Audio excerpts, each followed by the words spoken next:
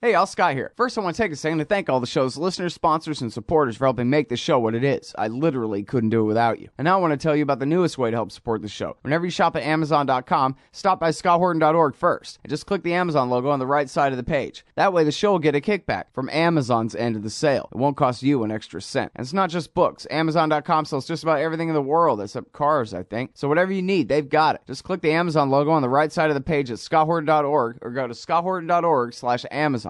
All right, you guys, welcome back. I'm Scott Horton. It's my show, The Scott Horton Show, on the Liberty Radio Network, LRN.FM. And I'm at ScottHorton.org. Join up the chat room, ScottHorton.org/chat. Got a great group of guys in there today, ScottHorton.org/chat. And our next guest up, surprise guest, is our good friend Ray McGovern. Mostly he writes for ConsortiumNews.com. You can also find him at RayMcGovern.com, his own website there. And he gives speeches. What's the name of the church that you work with there that sends you around giving speeches talking about peace, Ray? Yeah, it's an unusual church, Scott. It's called the Ecumenical Church of the Savior. It's based here in Washington. They think that what I'm doing is also what church should be doing, and they give me some modest support so that I can actually travel around. Well, that's absolutely great, and I know for a fact you're a great speaker, not just from interviewing you 100 times, but from seeing you speak as well. So I highly recommend that service to anyone who's interested in having you out. But anyway, so also what you need to know about Ray McGovern is that he was CIA, not a throat-slitting coup d'etat maniac, but he was just an analyst there at CIA. Not just. He was a great analyst there at CIA for 27 years, and now he is a co-founder of Veteran Intelligence Professionals for Sanity, and he's really good on everything. And this one is called Washington Post Seeks U.S. Patrolled Safe Zone in Syria. Oh, say it ain't so, Ray. Well, it is so. I mean, we have a responsibility to protect everybody that Israel wants protected, Scott. Let's face it. This really goes to the core of the question here.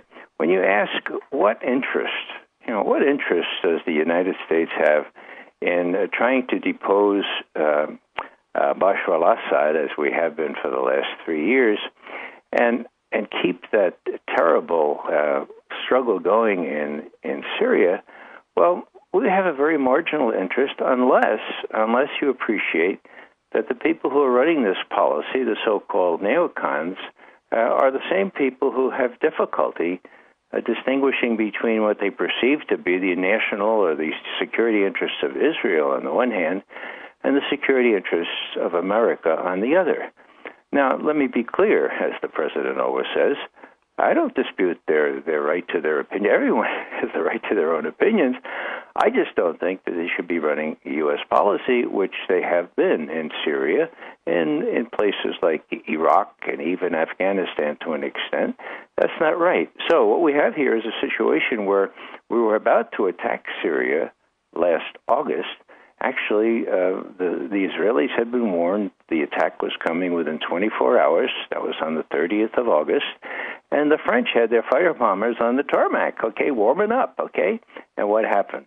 Well, finally somebody got to President Obama, and we know that it was a combination of my former colleagues, to their credit, and the chairman of the Joint Chiefs of Staff, General Dempsey, and they said, hey, Mr. President, you've been fed a line here about those chemical attacks outside Damascus. We don't know, no matter how many times Secretary Kerry says we do know, we don't know that the Syrian government was responsible for those. As a matter of fact, we have more evidence that was probably the rebels for obvious reasons. They wanted to mousetrap you into attacking on their behalf. They wanted to cross the red line, so to speak, and blame it on the Syrian government. So these are the people, and Kerry is among them, that got us inches away from what Kerry called a, quote, unbelievably short, small war, end quote. And we know from Cy Hirsch's reporting that it was anything but. It was shock and awe part 2. The stealth bombers and everybody else was going to be thrown at Syria, and there was going to be no unbelievably short war. I think that's what Dempsey told the president, and finally the president came to his senses. Now, the sequel to that is what's relevant here. who bailed the president out? I mean, everybody was down in the mouth from the neocon side. I was at the top of the CNN building the Monday after, and Paul Wolfowitz and Joe Lieberman are virtually crying. They weren't going to get their war, okay? So how is the president going to protect himself from the likes of them and John McCain? Well, guess who helped out? Vladimir Putin, president of Russia. He said, let's work out a deal where we get the Syrians to destroy all their chemical weapons. And they did. Now, was John Kerry in on that? No, they went around his back, because the Monday before he said that will never happen. That's never going to happen. So the point here is that the neocons hate Putin, as we used to say in the Bronx about Gene Autry, and the Iroquois Indians. They hate him yet from another picture. They hate him yet from Syria. And they also hate him for the help that he's given our president with respect to getting the Iranian nuclear problem resolved. So what did they do? Right after all the Syrian stuff went down, they decided, well, let's do Ukraine. And in case your listeners don't know this already, the U.S., NATO, and our National Endowment for Democracy mounted a coup using neo-fascists, neo-Nazis, and other right-wing folks, a violent coup on the 22nd of February, ousting the duly elected government, however corrupt it was, of Yanukovych, and imposing this new regime. Now, that's why they do that? Well, they wanted to give Russia a bloody nose. They may have thought they might wean Ukraine away from the Russian domination part of the world there and then get it first into the EU on a temporary basis and then into NATO. That just was not going to happen. So whether the neocons realized that or not, it was a no-lose situation for them, because if they got a bloody nose, they could blame it on Obama, and the atmosphere and relations between Putin and Obama would be destroyed, which it has been. Now, I have some hope that in the next week or so, there are reports that Obama is going to meet with Putin in connection with the D-Day celebrations on June 6th. I have some hope that Putin, having been very restrained in this whole imbroglio, has persuaded Obama that they can deal with this new situation with the new president elected in Ukraine, act like adults, sit around the table, satisfy the interests of the various nations represented there, not only Russia and the U.S., but of course first and foremost the Ukraine and the various parts of the Ukraine, and they work things out. So I have more hope in the wake of this election, but I have to say that those folks out there in the eastern Ukraine, I can see why they would want to seize that airfield, and I can see why the Ukrainian army would drive them away. So that stuff has to cease, and we'll have to see if the new president has guts enough to tell his army, look, hold your fire here. We're going to work a deal out. Right. Well, and that's an important question, whether the recent attacks are the old regime or the new one, but I guess we'll see. Yeah, it's it's eminently sensible to suggest that everyone sit around a table. The Russians have been suggesting that for 4 weeks now. Mm. And finally, with this new president who says he's willing to talk to the folks in the East. Now, please understand, there are a lot of crazies out there in the East, as there are in places like Odessa. I mean, there are forces loosed here that are very much akin to the ones that were loosed by the Nazi invasion of the Ukraine back in the early 40s.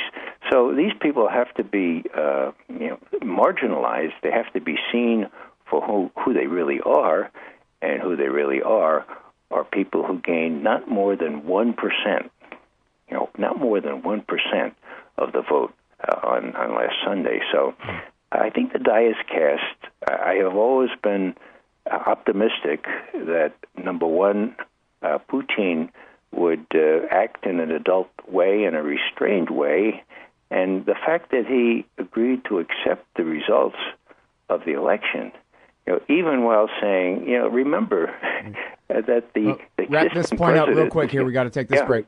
Okay.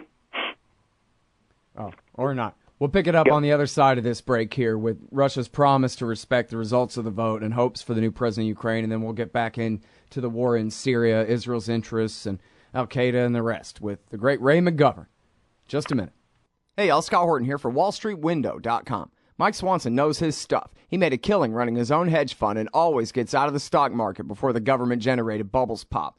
Which is, by the way, what he's doing right now, selling all his stocks and betting on gold and commodities. Sign up at wallstreetwindow.com and get real-time updates from Mike on all his market moves. It's hard to know how to protect your savings and earn a good return in an economy like this. Mike Swanson can help. Follow along on paper and see for yourself. wallstreetwindow.com. All right, guys, welcome back to the show. It's Scott Horton. Scott Horton Show. I'm on the line with Ray McGovern.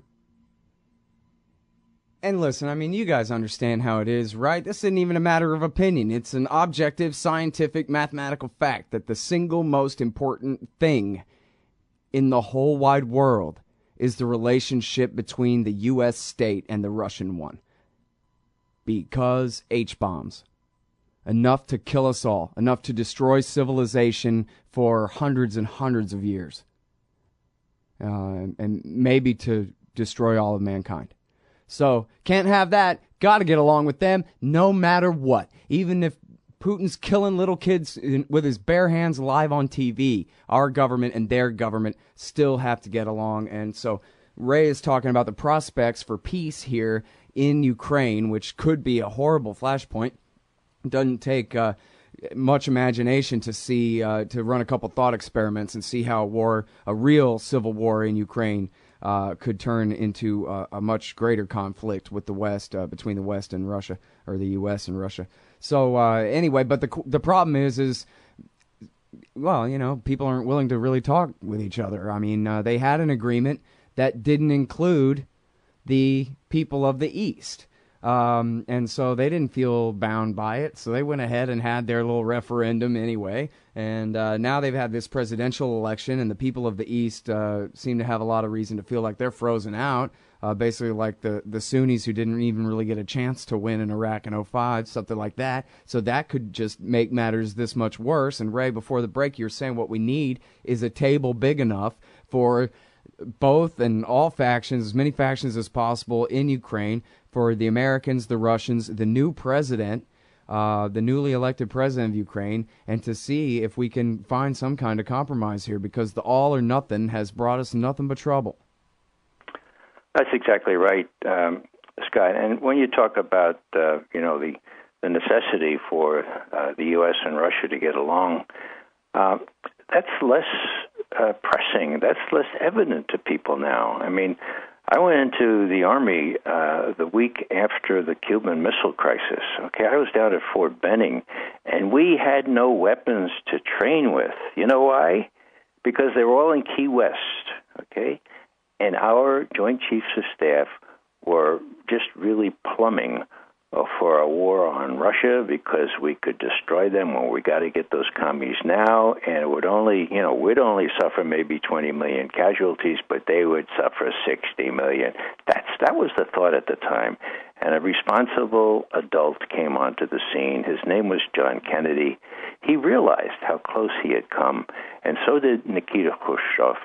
They worked this thing out, but my point is that they were under the impact of how close they had come to incinerating at least half of the world.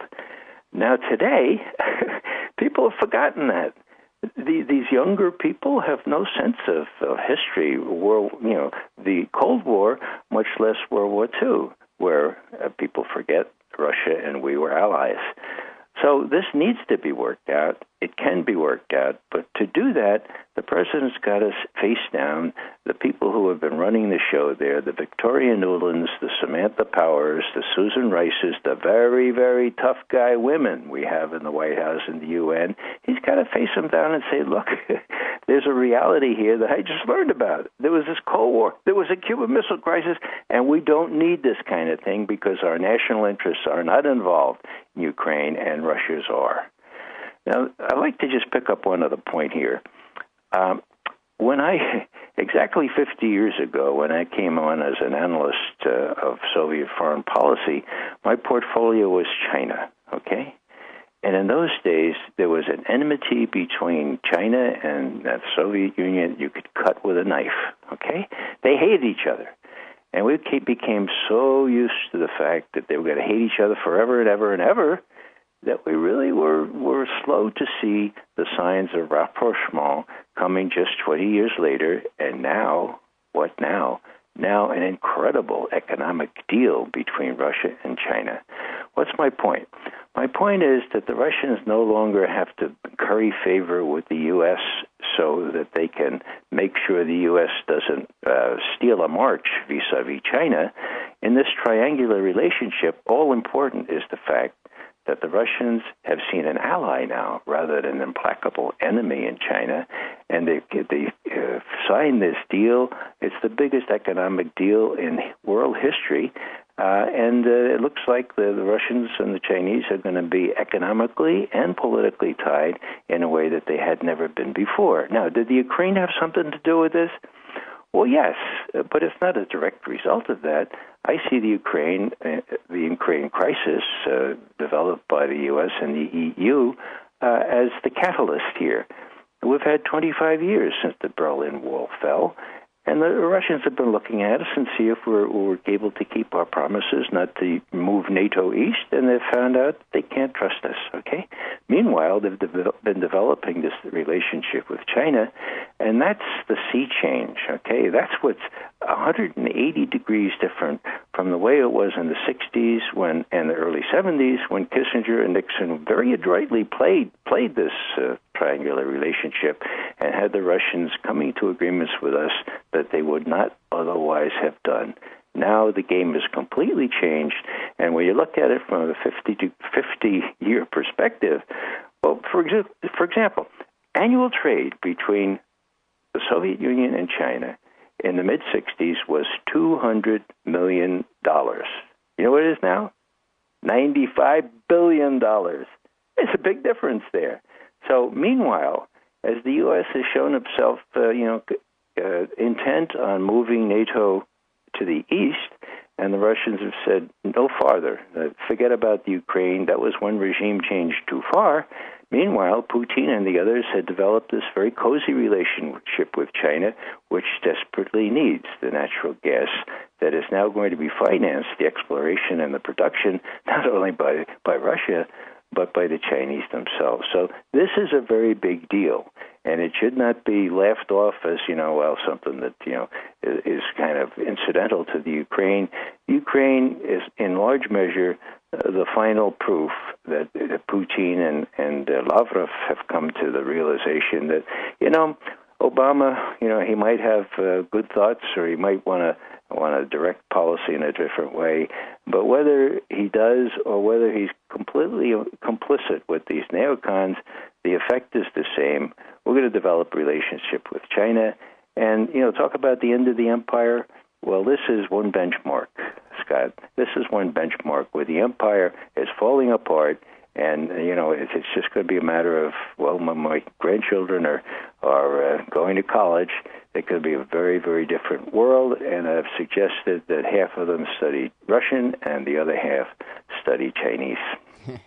Well, as a non-American imperialist, I'm perfectly happy seeing Russia and China getting along. After all, that's objectively, scientifically, mathematically the second most important relationship in the whole wide world, because H-bombs. Same difference. So I'm happy to see peace and commerce breaking out between everybody in the world. That's the good part of globalism, is the private, business relationships and trade. It's all the government and their alliances like NATO. You keep mentioning NATO. That's the military alliance we're threatening them with. These are the things. These are the tripwires that lead to wars and even world wars. Is those kinds of obligations and hopefully. Hopefully you can stay and give me one more segment, because I got to get back to Syria and Israel here. Sure, happy to do that. Thank you. Hey, Scott Horton here. Are you a libertarian and or peacenik? Live in North America? If you want, you could hire me to come and give a speech to your group. I'm good on the terror war and intervention, civil liberty stuff, blaming Woodrow Wilson for everything bad in the world, Iran, central banking, political realignment, and, everything. I can teach markets to liberals and peace to the right. Just watch me. Check out scotthorton.org/speeches for some examples and email me, scott@scotthorton.org, for more information. See you there. All right, you guys, welcome back to the show. I'm Scott Horton. This is my show, The Scott Horton Show. And I'm in the middle of talking with Ray McGovern, former CIA analyst and now hardcore peacenik, co-founder of Veteran Intelligence Professionals for Sanity, which I don't know how they let you even live in D.C. Seems like that'd be against the rules, Ray. Sanity, what's that got to do with anything here? But, sorry, go ahead. No, I say actually when we set up our organization back in January of 2003, 3 months before the war in Iraq, there wasn't a lot of sanity going on here in Washington. No, I thought you were going to say the zoning commission came and kicked our asses right into Virginia, but anyway, we're talking about how wouldn't it be nice if we had some sanity here, and so which brings us back to Syria, which has got to be the most confounded. Whatever the heck you use for your verbs and adverbs and things there. You talk about in your article, you provide two pretty severe evidences of Israeli influence on America's foreign policy of supporting the rebels in Syria here. And this was brought up originally in the context of one of the reasons, and this is in your article, again, Washington Post seeks U.S. patrolled safe zone in Syria. One of the big deals that the neocons, one of the reasons that the neocons pushed the Ukraine crisis to the degree they did, is your thesis and Robert Perry's, is that they were just trying to do anything they could, and this was something to help disrupt America, specifically Obama's burgeoning relationship with Putin, and them working together on the Iran nuclear issue and on perhaps coming to some kind of agreement in the case of Syria. And you say here that, no, the Israelis don't want that, and therefore the neoconservatives, and that would include Victoria Nuland, Robert Kagan's wife, don't want that. And so what makes you say that, Ray? Well, if you look at, if you ask the question why Washington should care so much about, sponsoring more regime change in Syria, the answer is pretty simple. It's because Israel cares about preventing Syrian President Bashar al-Assad from prevailing, whatever that means. Now, about this time last year, he started prevailing, okay? He was kicking the rebels out of very, very big strongholds they had in Syria, and it looked like the rebels might just take it on the chin and that Assad would win a definitive victory, not in all of Syria, but in most of it. And so there was a felt need on the part of Israel to prevent that from happening. Now, how's the best way to prevent that from happening? Get the U.S. involved militarily. How can you do that?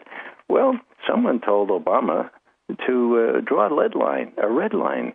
If chemical weapons were used, then the U.S. would have to change its calculus and do something drastic like get involved militarily. So how do you do that? Well, you cause a chemical event. Now, John Kerry said 35 times from the State Department podium on 30 August that we know it was Bashar al-Assad that did that. He was not telling the truth. He didn't know. No one knew. We do know now, at least to my satisfaction as an intelligence analyst, it was not Bashar al-Assad's government. It was a combination of the rebels, Turkey, and others that could easily make the sarin that was used. The sarin that was used, the British found out, is not the sarin that is in Syrian government stocks or used to be. So what do we have here? Who profits from turmoil in Syria? And who would profit from the prospect of getting the U.S. involved militarily? Well, of course, you got the various groups, the rebel groups, but what's been really clear over the last couple of years is that the Netanyahu government in Israel has powerful incentive to keep Washington engaged in yet another area, another regime change. The Israeli priority is also driven by its view of Iran as Syria's its primary protector. Now, this came through in all places, of all places, in the New York Times, the same day that we, veteran intelligence professionals for Sanity, wrote a memo to the president saying, look, our colleagues still on active duty in the agency are telling us that it's not true that it was Bashar al-Assad that was responsible for those chemical attacks. Rather, it was the rebels, okay? Now, on that same day, there was a New York Times report, coincidence. Judy Rudorin, writing from Jerusalem, she addressed this thinking from Israel, and she said, for Jerusalem, the status quo in Syria, horrific as it may be, this is a direct quote, seems preferable to either a victory by Mr. Assad's government or a strengthening of the rebel groups. This is a quote from a former Israeli consul general in New York, according to Ruderin in the New York Times. Quote, "This is a playoff situation in which you need both teams to lose, but at least you don't want one to win. We'll settle for a tie." And he continues, "Let them both bleed, hemorrhage to death." That's the strategic thinking here. As long as this lingers, there's no real threat from Syria. Well, from an Israeli perspective, if you look at it in those blunt terms, as long as Sunni and Shia are shooting each other, killing each other, not only in Syria, mind you, but in the whole area now, well, Israel feels relatively safe. So they wanted the U.S. in. They tried to mousetrap Obama. They came within one day of successfully doing that. And our chairman of the Joint Chiefs of Staff and some of my old colleagues at CIA told the president, look, there's no such thing. There's no such thing as an unbelievably short, small war in the Middle East. Kerry doesn't know what he's talking about. Either he's been deceived or he's deliberately lying in saying he's sure that it was Assad government that did this. Kerry is not a strategic thinker. You know, we give him due for driving boats up the Mekong, but that does not make you a strategic thinker. We know what war is like, Mr. President. Those real tough gals you have in the White House and at the UN and elsewhere, they don't know diddly about war. This is going to be a real second Iraq. And the president, to his credit, changed his mind within 22 hours. I remember after Kerry spoke, we all thought, well, the strike from those cruise missile ships in the Eastern Mediterranean is inevitable. And we're out in the White House the next day. And the president goes out into the Rose Garden, 2 o'clock, and he says, the chairman of the Joint Chiefs of Staff has told me that we're in position. We're in position to shoot these cruise missiles at Syria, but we don't have to do it today or tomorrow or next week or next month. And so I'm going to go to Congress to get appropriate authorization. We were delirious with, like, we could hardly believe what we heard him say. The French, they were in high dudgeon. The Isn't Israelis, that great?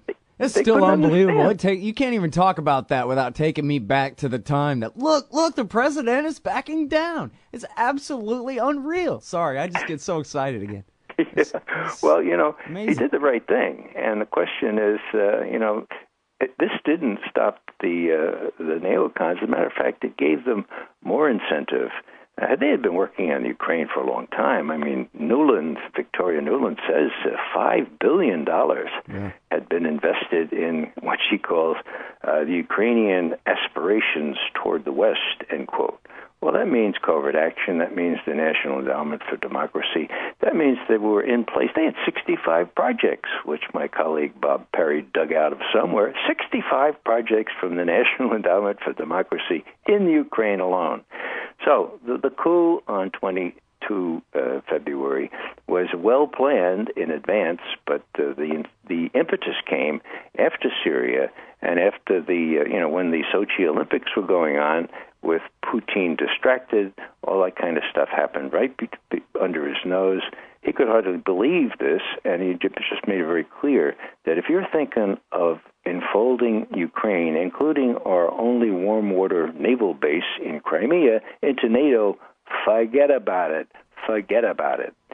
Right. They've had the naval base in Crimea since the time of Catherine the Great, for God's sake. That's the time of our own revolution. They weren't about to let that be endangered by coup plotters or coup succeeders in Kiev. It was a no-brainer for me that Putin would go in and protect that part of the Ukraine that, after all, had been given to the Ukraine as a sort of accident of history by Khrushchev, an Ukrainian who thought that would bolster his position when he took over from Stalin. It did bolster his position. In those days, it didn't matter, of course, because they were all part of the Soviet Union. Now it mattered all of a sudden, and Putin wasn't going to sit. People don't follow his speeches. I read his major speech at the time. You know what he said? He said, we think that the NATO sailors are really good guys, and but we don't think that we should be in a position of visiting them in their naval base in the Crimea. We'd much rather them come visit us. That's a pretty nice way of putting it. You're not getting my Navy base. Yeah, right. So what's happened was totally predictable. As I say, it doesn't faze the neocons at all. And what's going to be really interesting, Scott, is tomorrow when the president speaks at West Point, what kind of attack he's going to take, not only on Ukraine, but on Syria. Because if he repeats these unfounded rumors that Kerry and some others have put about there, that the Syrians are still using chemical weapons. And guess what? Chlorine, like World War II chlorine, like which even the Secretary of the Pentagon, the Secretary of War Hagel, says he's seen no evidence of that. So that throws cold water on Kerry and his co-conspirator theorists.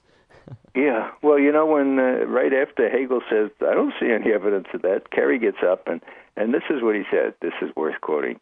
Quote, on the issue of evidence, I suspect, I haven't talked with Hagel about what it was in mind, and he was referring to something that I don't know. I have seen evidence. I don't know how verified it is. It's not verified. It hasn't been confirmed, but I've seen the raw data and suggest that there may have been, as France has suggested, a number of instances in which chlorine had been used in the conduct of war, end quote. Yeah, well, George Bush found some weapons of mass destruction-related program activities in Iraq, too. Yeah, and he was more articulate than John Kerry. Unbelievable. So, if the president, I'm serious now, if the president repeats these rumors, which nobody says has been confirmed, there have been no victims lying around. It's even worse a charade than the one on 21 August. If he does that, hold on to your hats, because that means he's caved completely into the neocons, and he's going to give shoulder-fired anti-aircraft weapons to the Syrian rebels, and God knows what's going to happen after that. It will be a repeat of giving such weapons to the Afghan rebels back in the 90s. Yeah.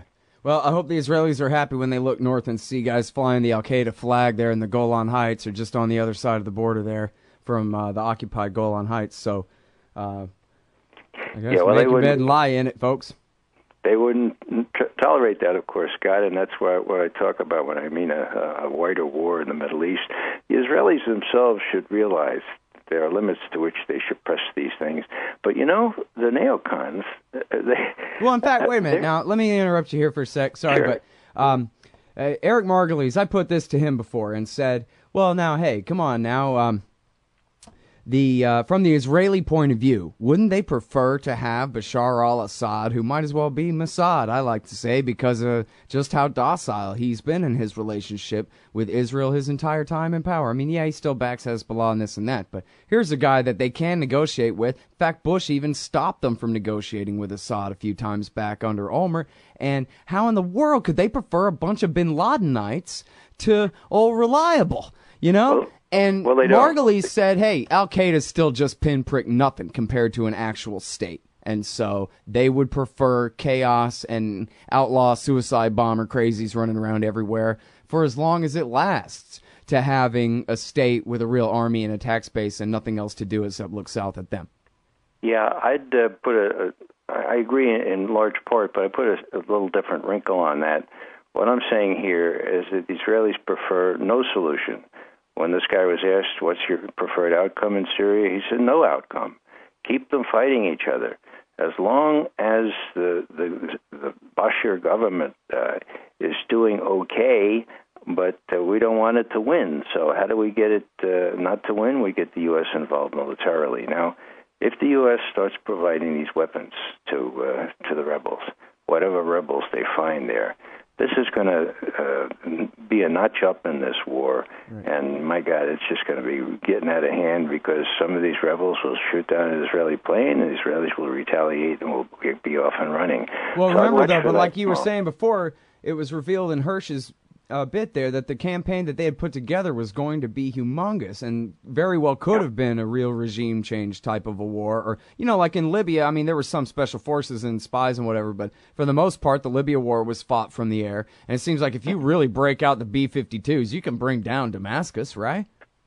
Well, yes and no. I'm an infantry officer, okay? There are very, very strict limits as to what bombing can do. Look what we did in North Vietnam. No regime has ever, in all of history, given up solely under bombing. You need to send the infantry in, and my God, if Obama doesn't realize that, somebody ought to tell him right quick, because bombing is not going to do it, even to a regime like Assad's. And, it just will ratchet up the whole situation. The Russians will not stand by idly. They're interested in that part of the world, as well they should be. And so I just hope that tomorrow at West Point, the president takes a more responsible, more adult line on Syria and on Ukraine. And it's going to be really interesting to see what he tells those cadets. By the way, you'll be the first to hear this, but you really ought to see Medea Benjamin in her new West Point uniform, and look for her in the third row at the speech tomorrow. Don't tell anybody. Hey, thanks for the pro tip there, Ray. Appreciate it. And thanks for your time again. You're always very generous. You're most welcome. Take care. Appreciate it. That's the great Ray McGovern, everybody. He's writing at consortiumnews.com with Robert Perry. He's also done a hell of a lot of really great work on Ukraine, too. I urge you to read everything at consortiumnews.com. And you can find him at raymcgovern.com. Oh, John Kerry's Mideast peace talks have gone nowhere. Hey, y'all, Scott Horton here for the Council for the National Interest at councilforthenationalinterest.org. U.S. military and financial support for Israel's permanent occupations of the West Bank and Gaza Strip is immoral, and it threatens national security by helping generate terrorist attacks against our country. And face it, it's bad for Israel, too. Without our unlimited support, they would have much more incentive to reach a lasting peace with their neighbors. It's past time for us to make our government stop making matters worse. Help support CNI at councilforthenationalinterest.org. Phone records, financial and location data, Prism, Tempora, X-Keyscore, Boundless Informant. Hey, y'all, Scott Horton here for offnow.org. Now, here's the deal. Due to the Snowden revelations, we have a great opportunity for a short period of time to get some real rollback of the national surveillance state. Now, they're already trying to tire us by introducing fake reforms in the Congress. And the courts, they betrayed their sworn oaths to the Constitution and Bill of Rights again and again, and can in no way be trusted to stop the abuses for us. We've got to do it ourselves. How? We nullify it at the state level. It's still not easy, but the Off Now project of the 10th Amendment Center has gotten off to a great start. I mean it. There's real reason to be optimistic here. They've gotten their model legislation introduced all over the place, in state after state. I've lost count, more than a dozen. You're always wondering, yeah, but what can we do? Here's something important, something that can work if we do the work.